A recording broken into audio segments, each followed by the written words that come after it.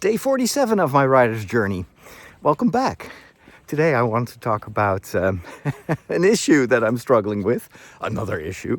It's not really related to writing as much as it is related to what feeds my writing, and that is reading.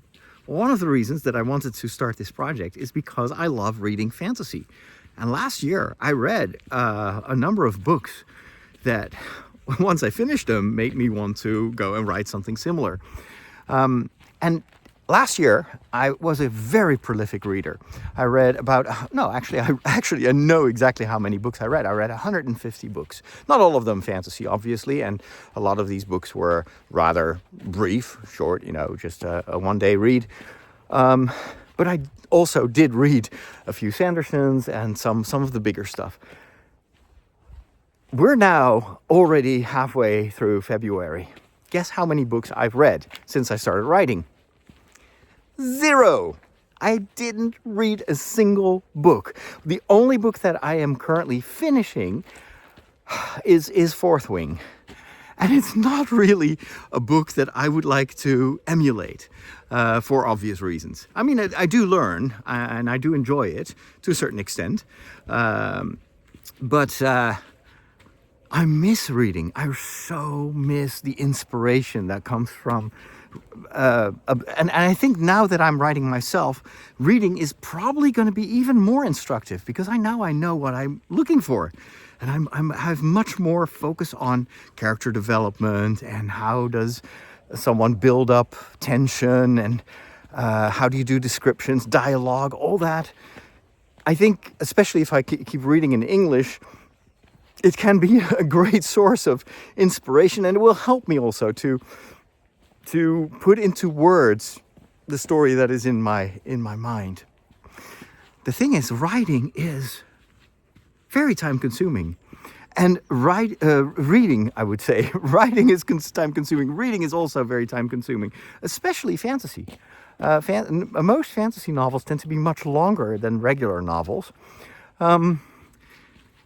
And obviously, I could just look for smaller books like Tress of the Emerald Sea, for instance. That's a book I know it's going to be a quick read, but it's still Sanderson, so there's still a lot to learn. And there are probably many other books that I could do. But the deeper question is, should I reserve time to read? Because just as much as writing really requires focus and a deliberate choice to reserve time for that, it's exactly the same with reading. The only way in which I've been able to read 150 books was that I had a reading routine, which was ironclad. I would always read at least 3 books per week. Most of these books were in audiobook form because I'm very much my brain likes audio. It's probably also because I talk a lot myself, so I've got a lot of wiring in there that is very conducive to absorbing of spoken word. And the way I would read was always whenever I have some time and I need to clean the house or fold the laundry or do the dishes, that sort of stuff, I would just put on headphones and listen to an audiobook at double speed.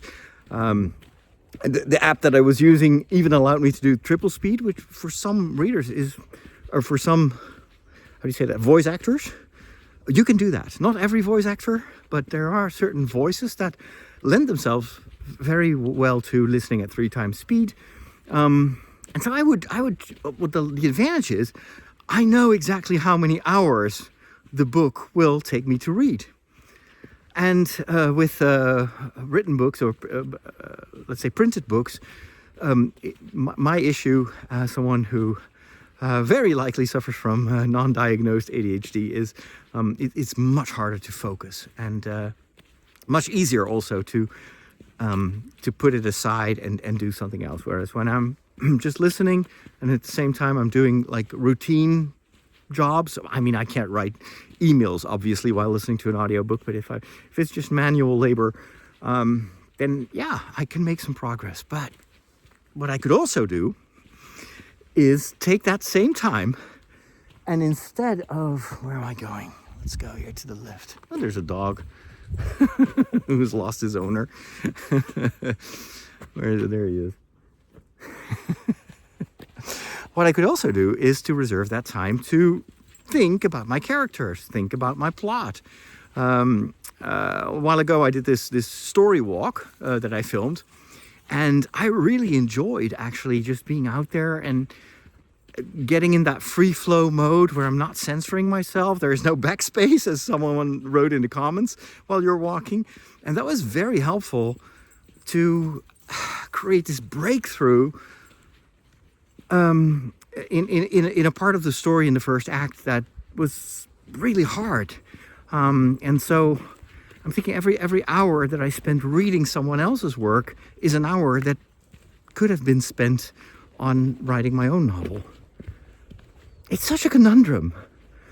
I don't know what to do. Maybe it's also because I'm in this very intense phase, and maybe I should tell myself, hey, there will be a time for writing and there's going to be a time for reading. It's just that I have a feeling that this writing process is going to take a lot of time for the rest of my life, because I intend to keep on writing. And so how do I find that balance? I don't know. Any ideas, any tips? Let me know, because I miss reading. I really miss it.